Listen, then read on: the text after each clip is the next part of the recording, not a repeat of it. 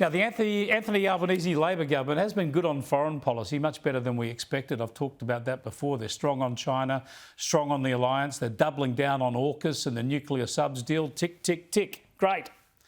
But we're about to see some dangerous weaknesses, I fear.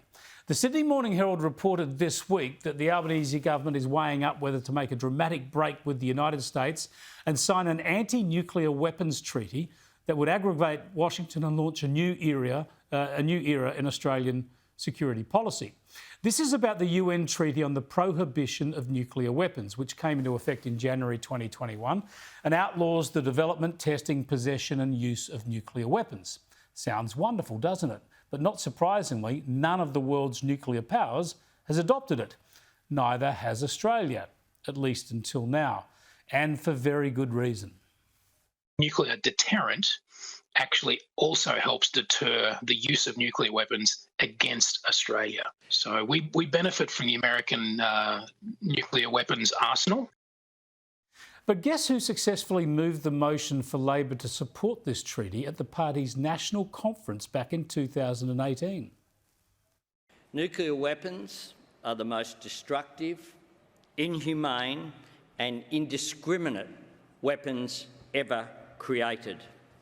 Today we have an opportunity to take a step towards their elimination. Yeah, Anthony Albanese was a long way from being Prime Minister then, but how did he sell it at the time?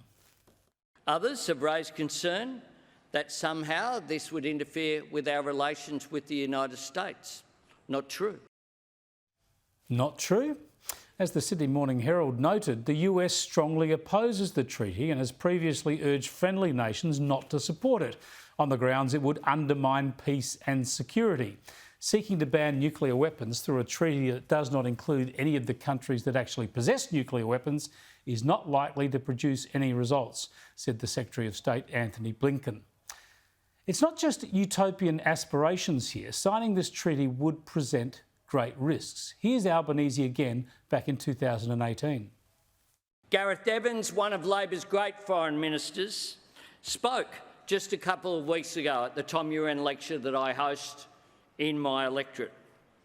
He said this: the difficulty of achieving disarmament was no excuse for inaction. He said, and I quote, "Nuclear disarmament is core business for any Labor government worth the name."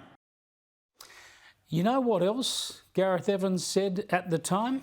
As The Guardian reported, he said if it's signed, Australia would be banned from assisting the US through the Northwest Cape installation and Pine Gap, which are critical components of the alliance relationship used to communicate and coordinate with nuclear submarines in the US arsenal.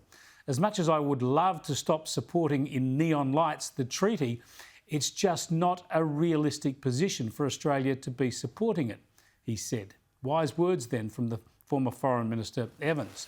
No doubt Labor's treaty supporters would say they've come up with some realistic caveats.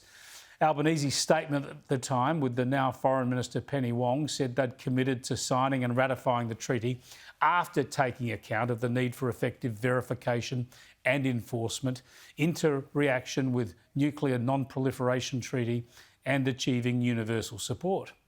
But what does all that mean? The Australian director of the International Campaign to Abolish Nuclear Weapons, a 2017 Nobel Peace Prize winner, said it's wrong to dismiss the treaty as merely aspirational, ineffective and conditional on whether nuclear-armed states join. He says it was only a matter of time till an Australian Labor government signed on and ceased being a nuclear enabler for the US. Wow, so that's the agenda, hey? Worryingly, the Albanese government is already heading down this path. For 5 years running under the coalition, Australia voted no to the nuclear weapons ban. In October last year, Australia merely abstained. Watch this space. Here's Albanese again back in 2018. This resolution is Labor at our best.